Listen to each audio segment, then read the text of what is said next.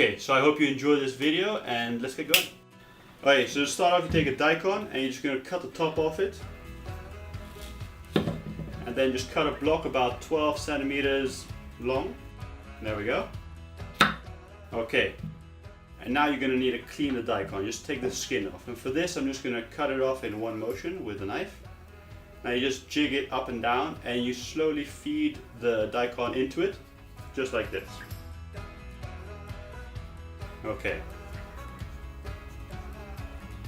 And I'm not using any force at all. This is an extremely sharp knife and it's important to have a sharp knife to make this garnish.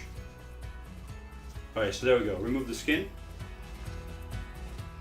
Place your knife about 1 to 2 millimeters off the edge of it, and then you want to cut in 1/3 deep. Okay, there we go. And then where the cut ended, you turn it and you find the cut where it ended and you go again 1 to 2 millimeters deep from the last cut and you cut in 1/3 again. One important thing you have to know is you have to angle your knife slightly. So the heel of the knife needs to go slightly to the right. Now I'm exaggerating this turn so you guys can see what kind of movement I'm talking about, but you move it slightly to the side. Okay, so here it goes in. And then find the end of your cut, which is just there, and then the end of the last cut is there because we've gone all the way around. And so now you want to make sure that you cut 1 to 2 millimeters away from both of them, and you'll find that this is at a slight angle like I was talking about before. And you just continue going around. You find the end of the cut you just made and the end of the last cut, and then you just make sure that you miss them both by 1 to 2 millimeters. And this is a fast forward of what you're going to do.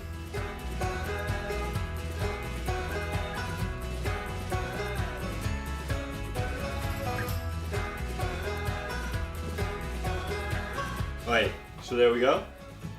Now you take your block and you hold it with your fingers on either side, and then you start cutting into it, and you, with your index finger on the top, you slowly feed it into the knife. Now you have to have an extremely sharp knife for this, because if it's blunt, you're going to be pushing way too much. Here I'm not even pushing at all. I'm just jigging the knife up and down and softly turning the daikon into it, and it just cuts through. If you want the same knife that I've got here, then click on the link on the top left corner of your screen. If you don't want that and you want to learn how to sharpen a knife to an extreme point, then click on the link on the top right corner of your screen.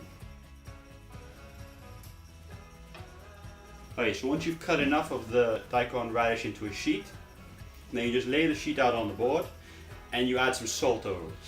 Now what the salt does is it pulls out all the water and makes the cells of the vegetable more flaccid, and then it becomes more flexible. So I'm just going to turn it over very carefully now because it's still brittle. You can see a part broke on the end there already. But I'm just going to add some more salt, just cover it properly, and you're going to want to leave it for 15 minutes so the salt has time to act. So leave it alone once you've added the salt and come back to it in 15 minutes.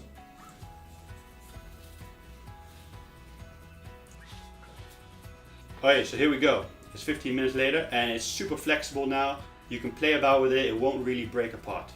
I'm just going to separate it here so you can see what we've got. Okay.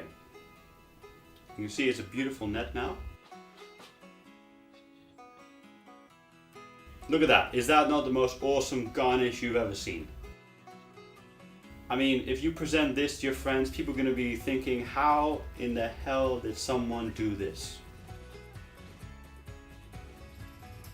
Okay, so I'm just going to rinse off the salt with some water, but it is important not to leave it in the water too long because otherwise the cells will absorb the water and become rigid again. Alright, so here we go. You can just separate it out and you can play with your daikon radish net. Awesome. I mean, look at that. That's just amazing. If you show this to some friends or you feed them something that's got this as a garnish, they're just not going to believe that you've cut that out of a vegetable.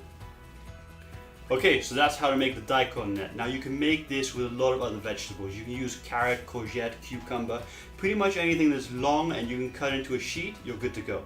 So give it a try and try different vegetables and see what happens. Now, this is a very interesting garnish to apply to a lot of dishes. So I would like to hear your input, how you would put this on your food to make it more interesting. So leave your idea in the comment section below and I'll be sure to read it. And also, if you want to see some more of my garnish videos, I've made a lot of other interesting garnishes, then click on the top right corner of your screen right now to go to my website and you'll see them all there. Lastly, if you haven't subscribed to my channel, you should do so right now by clicking on the top left corner of your screen and you'll be updated whenever I release new videos. Thank you very much.